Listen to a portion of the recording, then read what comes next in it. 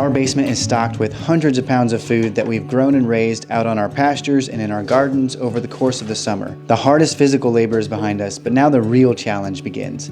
Actually cooking the food and coming up with ways to make it delicious for the family. In our early years of homesteading, we grew lots of food in our garden, but finding creative ways to use all the food was a huge area of struggle for Michelle. Over the years, we've learned how to actually feed our family from our land in a way that's simple and straightforward, as well as delicious and satisfying. Today, we're going to show you how we do it.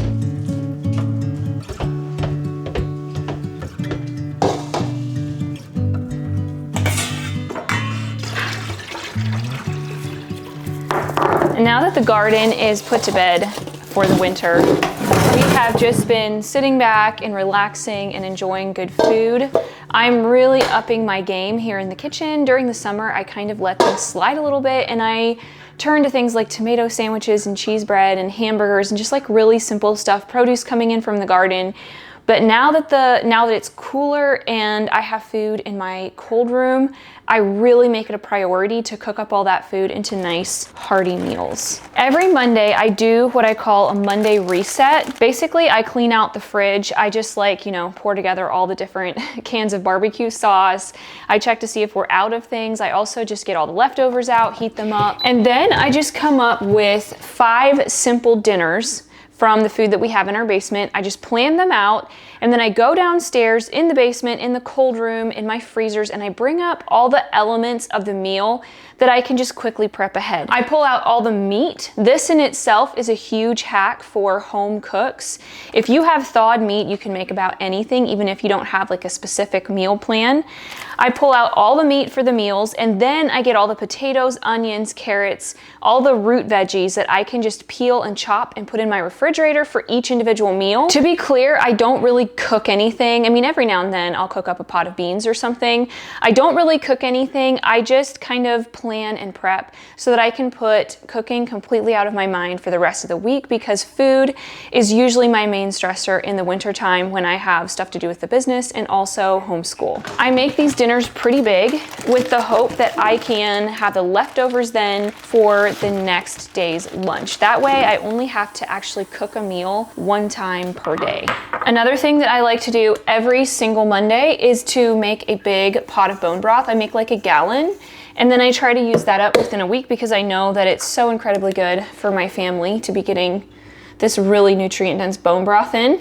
The way that I make bone broth like super simple is on processing day, I put all the backs and necks into a Ziploc bag and freeze those together so that I can just pop that into my Instant Pot with some seasonings and water, put the lid on, and I can forget about it. It's the easiest bone broth in the world, and plus your whole house doesn't smell like broth for the entire day. That makes me sick on my stomach. Here's some apple cider vinegar. I put a dash of this in to help the bones break down. And then I just fill my Instant Pot up to the max line. I set this Instant Pot on low pressure for 3 hours. That really breaks everything down and ensures that you're getting a nice gelled broth. If your broth does not gel, that probably means your ratio of water to bones is a little bit off. So add less water next time and it'll probably gel better. One thing that I started to do this year was I add the livers and the hearts into my bone broth. That way we're still getting some of the nutrition from them without actually eating them, because none of us love them. I do take beef liver, but I don't love eating liver plain. And so having it in broth, I feel like we're at least getting some of the nutrients from that. And you can't taste it.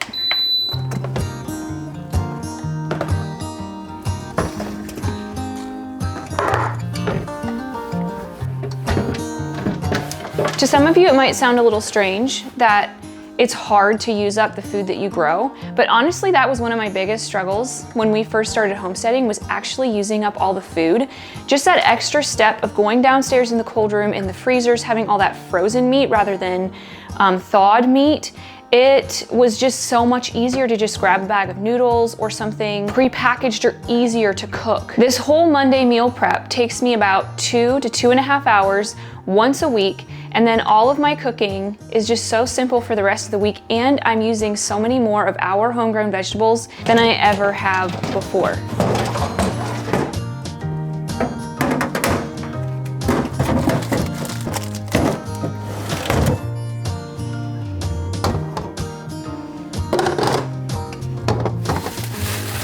This is a whole grocery bag full of peppers that needs to be used up.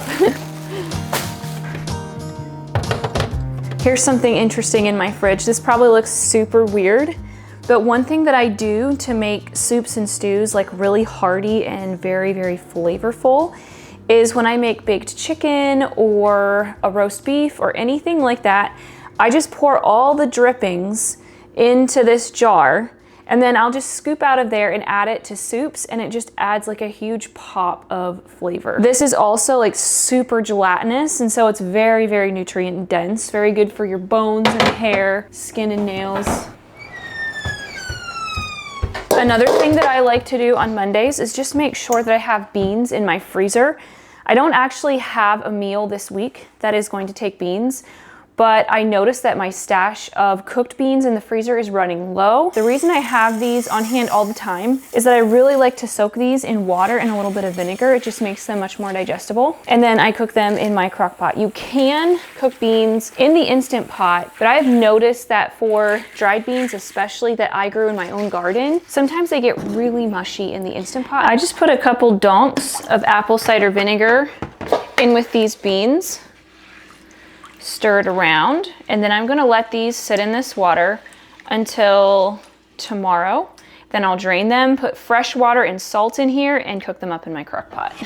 Aside from the main dinners that I prep for, I also like to have some sides. This week I'm gonna make stuffed peppers. This is something that my family absolutely loves. I fill them with like cream cheese and seasonings and stuff. I'll show you how I do those. I also have some other snacks that I already prepped yesterday, and I will show you those a little bit later on. These red beets really need to be used, so I'm just gonna throw these in the sink, and I'm gonna cook those up to eat throughout the week. I'm the only one that likes them. And I also want to shred a bunch of carrots. I am on a kick where I eat a carrot salad every afternoon because I've heard that it's supposed to help detox excess estrogen. So I'm doing a giant experiment over on my Instagram. I have other people doing it with me. So I'm just gonna pre-shred these, otherwise I just can't make it happen. I kind of romanticize the whole peeling vegetables, working in the kitchen thing. On Monday mornings, I like to shoo all the kids out of the house or have them go upstairs or something, and I turn on a podcast and I just mindlessly chop and peel vegetables, and I look forward to it. Gotta do what you gotta do sometimes. I added some chocolate caramel element to the coffee that I made at the beginning of this video. That's one of the ways that I like to use element, especially in the winter. Still want to be getting those minerals in, but not always just wanting an ice cold drink. If you don't know what element is yet, you're missing out. Element is an electrolyte drink mix with a science-backed ratio of sodium, potassium, and magnesium. It has no sugar, no artificial flavors, just natural flavors, and they do have a lot of flavors that I like, especially the lemonade and the grapefruit. Chocolate caramel is a good one to go in a coffee.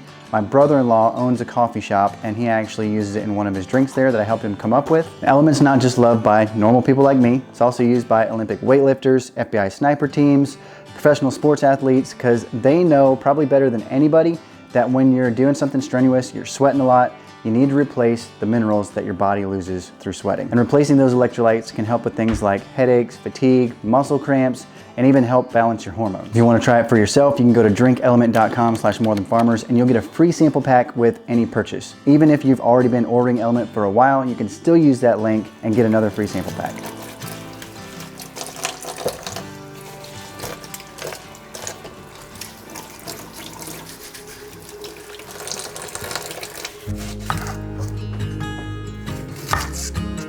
This week my menu is burger bowls, which is basically just hamburger and then you put in roasted potatoes and anything that you would put on a burger. So cheese, tomatoes. I have a bunch of tomatoes out on my porch that really need to be used because they're starting to go bad. The dressing is like a mayonnaise. I make a homemade mayonnaise. You add mustard, ketchup, and pickle juice, I think. Stir it up. Put that over the burger bowl, and it's so tasty and it's so easy, but yet it's like swapping things up. It's different than putting a hamburger in front of someone, and it's gluten-free. So our daughter can eat it with us and feel like she is just enjoying everything that we're enjoying without having that bread. The second meal is gonna be filet mignon with steamed carrots and garlic toast. I make my own sourdough bread from the wheat berries that I have in our basement. The third meal is going to be baked chicken. I like to just do a really simple marinade on baked chicken. And then as a side for that, I am just doing whole sweet potatoes. I drizzle them with olive oil oil and some salt and pepper, put them into a 400-degree oven with some tin foil over top, and they just like get sweet and caramelized, and then we just slice them open with some butter and salt.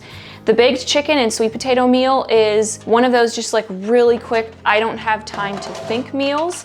I like to do at least 2 of those every week in case we have something going in the evening. Number 4 is a chicken basil tomato bisque. I really love this soup. And then I am doing barbecue meatballs with Greek lemon potatoes and roasted broccoli for the 5th meal. So before you go and get all overwhelmed, because I know this because this is how I felt when Cody would tell me, oh, you should meal plan, then you wouldn't have to think about it for the rest of the week.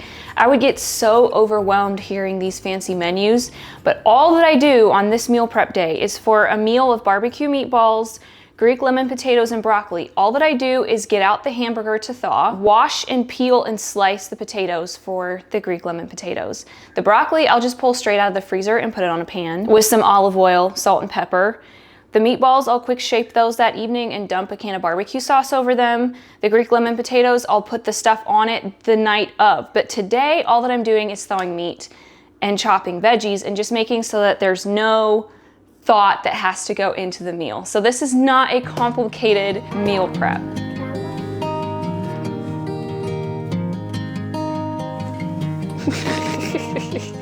If you're a person longing to live this lifestyle, it might seem odd to think that using up all that precious homegrown food could ever be an issue, but surprisingly enough, this was one of my biggest struggles when we first started growing tons of our own food. Before, I would make up a grocery list of the things I was in the mood to eat that week, and then I went shopping for them. All of a sudden, that model was turned on its head, and now I had to plan my meal around what I had in my food storage, whether I was in the mood for it or not. To add to that, there were some foods that spoiled sooner than others, so the tiny white potatoes, sweet potatoes, and carrots all had to be used up within a month or so, or they would need to be thrown to the chickens. The cabbage and peppers in the fridge were sure to go bad months before the root veggies in my cold room, so those needed to be prioritized as well. And because I never had a plan, 5 o'clock would roll around, and every evening I would think, I'm just too rushed tonight to go downstairs and bring up potatoes. I'll just grab a box of noodles, and then tomorrow when I'm not so rushed, I'll make potatoes. Most of the onions I grew ended up rotting because I was in too much of a hurry to make a meal, and it was just faster to grab the onion powder to flavor my food than it was to go down to the cold room and get an onion to chop up. At the time, I had a 1-year-old, a 2-year-old, and a 3-year-old, and any small inconvenience was just enough to keep me from doing said task. I also quickly realized that if I didn't have snacks pre-made, I'd reach for packaged snacks rather than taking the time to hard boil an egg or whip up a batch of granola bars from our bulk goods. Another thing that can be really stressful when you are cooking homegrown food is having to deal with the foods that your family doesn't really love. So something that really alleviated a ton of stress for me in this area was only growing foods that my family loved. Looking back, I laughed so hard at myself. I grew a raised bed full of Swiss chard every single year, knowing full well that we all thought it tasted like dirt. And year after year, I planted spaghetti squash knowing that I'd have to fight the kids to eat it. Just because a food is easy to grow doesn't mean it's the best use of your time to grow it. Next thing that we are gonna knock out is these peppers. Tirzah usually makes these. It's a very, very simple recipe. It's just 1 stick of cream cheese, 1 cup of shredded cheese, 1 teaspoon of salt, and 1 teaspoon of smoked paprika.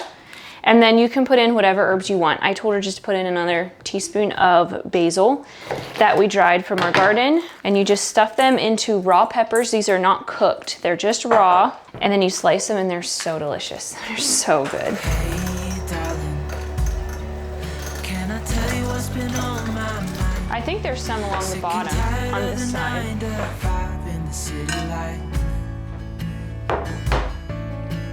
Hey, darling, get out of town, see the beautiful world around, wanna see it now. Pack our bags and get in that car. Matcha break. Don't bother peeling the beets before you cook them because the skins just slip right off after they're done cooking. Let's get out, we can leave this city. Let's drive to the open air.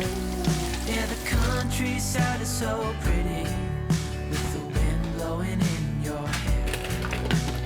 We can look back. I still want to show you guys all the snacks that I made. Full disclosure, I made them yesterday because I knew that with the filming and everything today, I was just gonna be too busy to get it all done. So I wanna show that to you guys. But first, I wanna take you guys outside and show you my raised bed full of greens.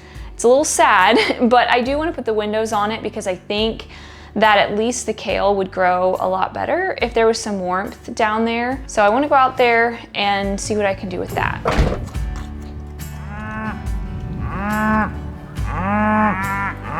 Before we get to Michelle and her raised bed, I wanted to get this slop from the morning to the chickens and show you what they've done to this cover crop here. Chickens! Just a couple weeks ago, this was nice and lush and green. The other cover crop over there is a little bit brown because we did get a little bit of frost, but this is just completely demolished. These chickens took care of that. I'm sure they really enjoyed it. I'm gonna leave them out here in the garden for at least another couple weeks because there's still a lot of nice sunshine. It's not supposed to be actually freezing cold. We've gotten down just low enough to where we got a little bit of frost, but it's not so cold that they need to be inside, and I want them to get as much fresh air and sunshine as possible. And even with their winter coop, they do have that outside area, but it's still a lot just being closed in. So they'll keep putting good manure on the garden and stay out in the sunshine for a while.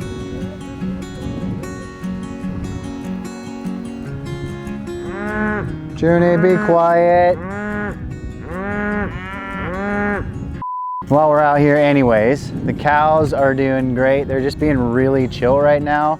The weather's been nice enough that they don't spend a lot of time in the shed, so it's not getting real nasty in there.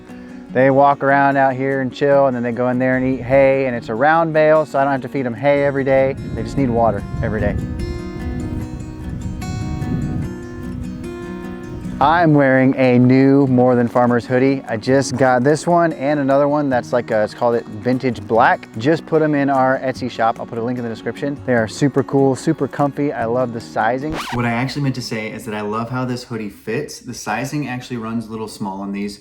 So I would normally get a medium. This is a large, but I love how it fits me. Michelle would usually get a small. I got her a medium. Fits her really well as kind of a loose hoodie. There's also a couple women's ones in there. They would make really good Christmas presents.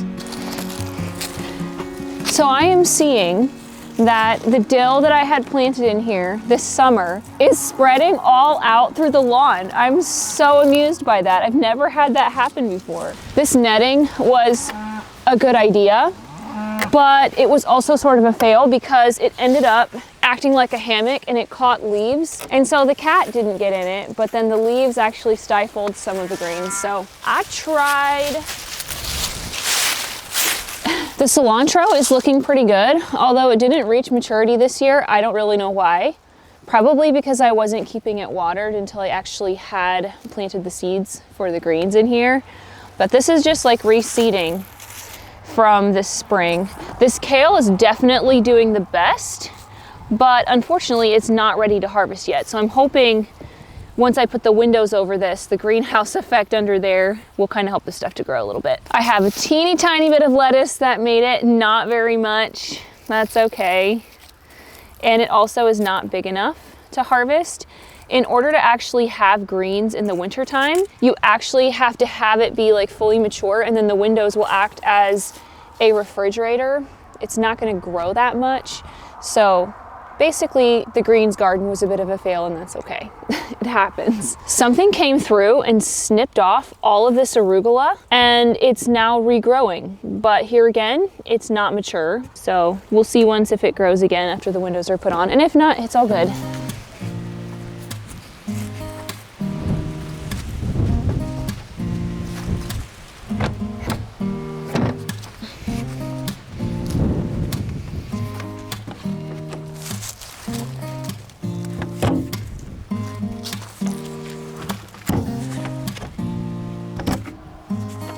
I'm glad we came out here because I forgot about these gooseberries.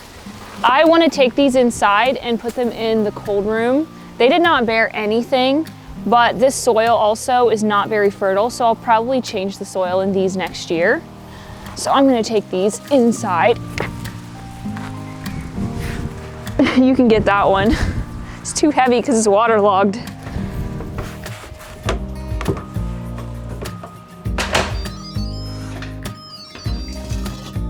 Broth was cooking all day and it is now ready. Before I set this in the fridge, I'm just gonna let it cool on the counter for a while. The thing that I like about cooking down the backs and the necks is that they also have some muscle meat on them, and there's definitely benefits to muscle meat broth as well as the actual bone broth, and I get the benefits of both of those in this. There's a little bit of meat on the bones, but by this time, it gets kind of like odd because it was cooked down so much. So I do sometimes pick a little bit of it off, but most of it, all the nutrition is sucked out of. So now I'm gonna show you all the snacks that I prepped yesterday. I normally do it all in one day. I just knew that it was gonna take quite a bit of time and I was gonna get stressed out if I tried to do it all on film day. When it comes to snacks, I really like to do things that are very, very fast, like no bake things. I don't get a ton of baking done, and I for sure don't do like a ton of baking on Mondays. I just do like really quick things that I can throw together. I do bake bread through the week, but I don't normally do that on Monday. It's just too much to try to add that in. So first of all, I have this chocolate chia pudding here. I made this with coconut milk so that our daughter, who is dairy intolerant, can have this as well, but you can make this with raw milk. It's essentially chia seeds, raw milk, cocoa, and then vanilla. I also put some chocolate element in here, and that gives it some depth of flavor.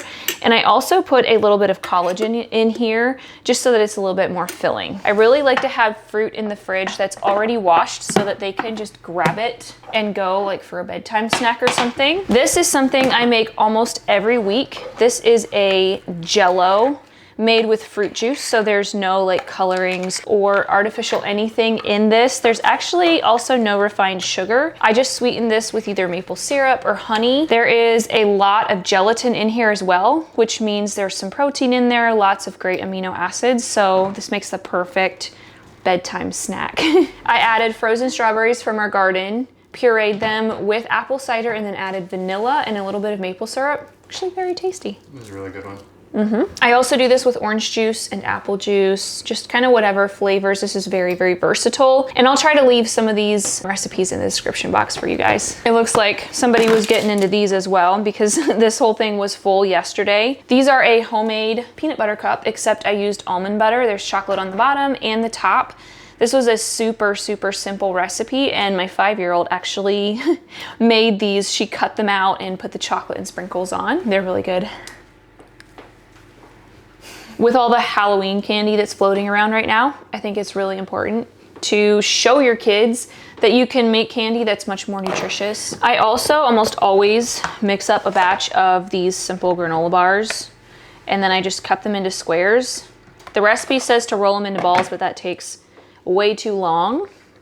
And then I have these stuffed peppers. These also make just a great snack that the kids can grab. I also like to keep a big bowl of fruit like bananas, apples, pears, oranges on the table. And they know that there are certain times of the day if they want a snack, they can have fruit without asking. Just something to make so that I'm not constantly being bombarded with, I wanna eat something, what can I eat? Because it just almost drives me nuts sometimes.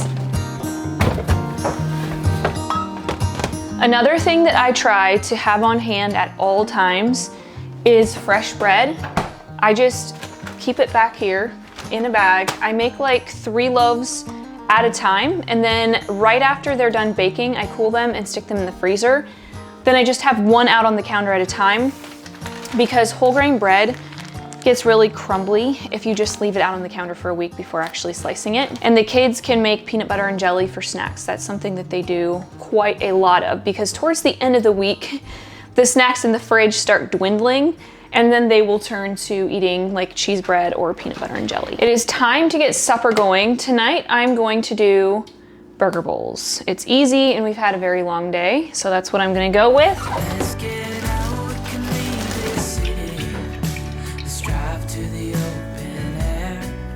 Yeah, the countryside is so pretty, with the wind blowing in your hair. We can look back someday, baby, don't you understand? Now we only get one life, I wanna make it. Come on down and take my hand. I realize this is very unconventional. I do not generally cut cheese like this, but the only cheese that I have at the moment is sliced cheese. Let's get out, we can leave this city. Let's drive to the open air. Yeah, the countryside is so pretty, with the wind blowing in your hair. We can look back someday. Baby, don't you understand that we only get one life? I wanna make it count, honey. Come on now and take my hand. Yeah, we only get one life. I wanna make it count, honey. Come on now and take my hand. I had a little bit of honey mustard dressing left over in my fridge from my fridge clean out. And this is a homemade mayonnaise. I just do an egg with some vinegar and avocado oil and salt. And then this has a little bit of honey and a little bit of mustard already in it. So I'm just gonna add the other ingredients to this for our burger bowl sauce. I'm gonna add a nice dollop of barbecue sauce. I know it sounds weird, just trust the process. I'm going to add some of my homemade zucchini relish to this and a little bit of pickle juice. You can look up any burger bowl recipe and they'll give you like an actual sauce recipe if you don't just want to wing it like I do. Since we started living this homesteading life, we've come to see Thanksgiving a little differently. After a long season of growing and gathering, we understand, at least in some small way, what the early settlers must have felt. The gratitude, the relief, and the intense satisfaction of knowing that their families' bellies will be full all winter long. That's something worth celebrating. The only thing that this bowl is missing is some nice fresh lettuce. We have some other videos where we show even more ways that we use the food that we raise here on our homestead. And if you want to watch one of those, you can click here to watch it next. Could you try to be more annoying, please? And it's...